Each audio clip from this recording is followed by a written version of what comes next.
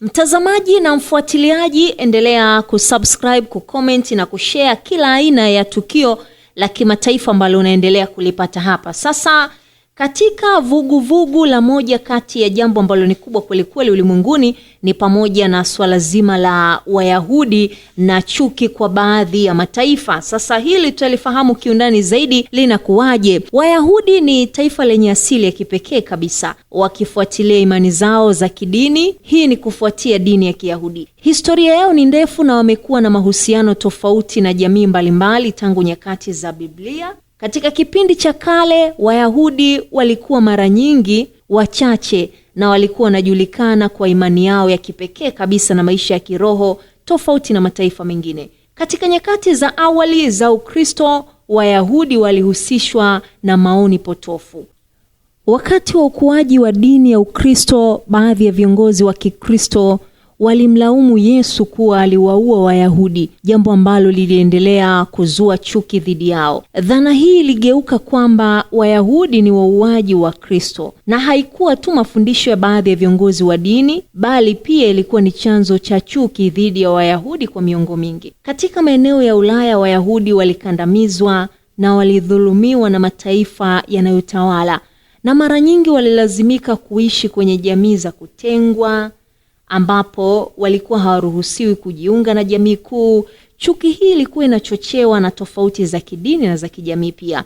Katika karne ya 12 na ya 13, hali ya Wayahudi ilizidi kuwa mbaya zaidi. Wakati huu Wayahudi walituhumiwa kwa kuhusika na matukio ya kusikitisha mara kwa mara kama mauaji ya watoto, ambapo walituhumiwa kwamba walichukua damu ya watoto wa Kikristo kwa madhumuni ya kidini. Huu ulikuwa ni uzushi mkubwa zaidi, lakini ulisababisha machafuko na mauaji ya Wayahudi katika maeneo mbalimbali, hususan nchi za Ulaya. Hii ni moja ya mifano ya chuki dhidi ya Wayahudi, ambapo Wayahudi walichukuliwa kama kundi la watu wasio na uaminifu na mara nyingi walituhumiwa kuwa chanzo cha matatizo katika jamii. Chuki hii ilisababisha Wayahudi wengi kutengwa na baadhi yao walifukuzwa katika nchi kama vile Uingereza, Ufaransa na hata Uhispania.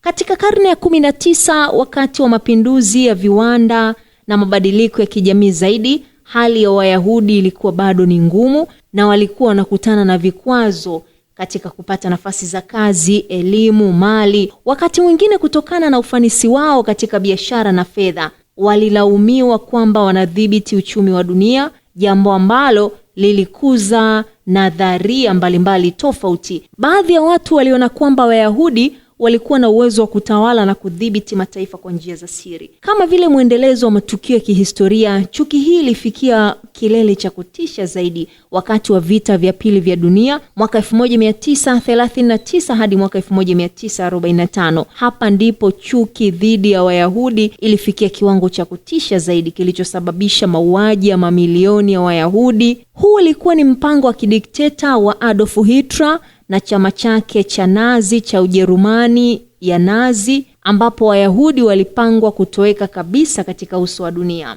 Mauaji ya mamilioni ilikuwa ni tukio la kutisha sana, ambalo Wayahudi milioni 6 waliuawa katika kipindi cha miaka 4 kuanzia mwaka 1941 hadi mwaka 1945. Waliwekwa katika kambi ya mateso, walifanywa kuwa watumwa na kisha waliuawa kwa njia ya gesi, risasi na njia nyingine za kikatili zaidi. Wengi wao walikuwa ni wanawake, watoto na wazee. Haikuwa tu mauaji ya mamilioni ya watu, bali ilikuwa ni ushahidi wa kina kwa jinsi chuki ya jamii na dini inaweza kuleta madhara makubwa katika jamii.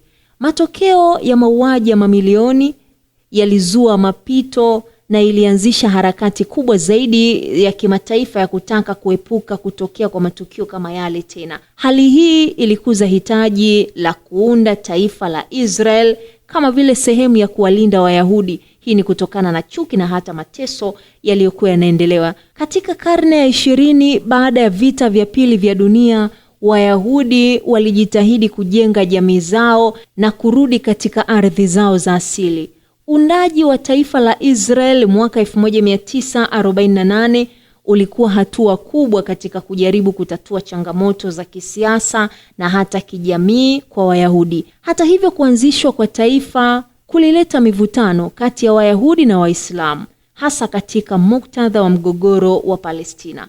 Uhusiano wa Israel na mataifa mengine, hasa katika Mashariki ya Kati, umekuwa na changamoto nyingi sana.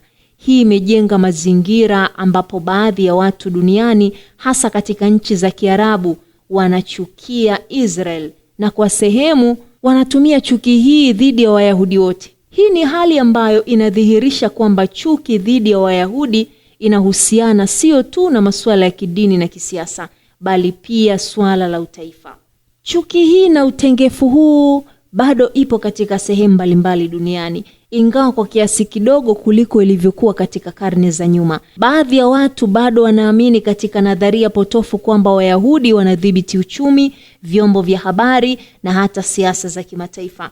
Wakati mwingine chuki hii inaonyeshwa kwa njia za ubaguzi, kudhulumiwa na hata uhalifu dhidi ya Wayahudi. Mataifa mengi ikiwa ni pamoja na Umoja wa Mataifa umeweka juhudi kupambana na chuki hii na kuhakikisha kwamba historia dhidi ya mauaji ambayo yaliyopita haisahauliki, ili kujenga dunia yenye heshima, usawa kwa wote. Hata hivyo, jambo hilo bado ni changamoto kubwa na ni muhimu katika jamii zote duniani kuendelea kushirikiana na hata kukomesha chuki ya aina hii. Chuki dhidi ya Wayahudi ni tatizo lililotokana na mchanganyiko wa mambo ya kidini, jamii na hata kisiasa. Tangu wakati wa kale hadi hii leo, Wayahudi wamekuwa wakikumbana na dhihaka, mateso na hata kupewa lawama zisizo za haki kwa mambo yasiyowahusu kabisa.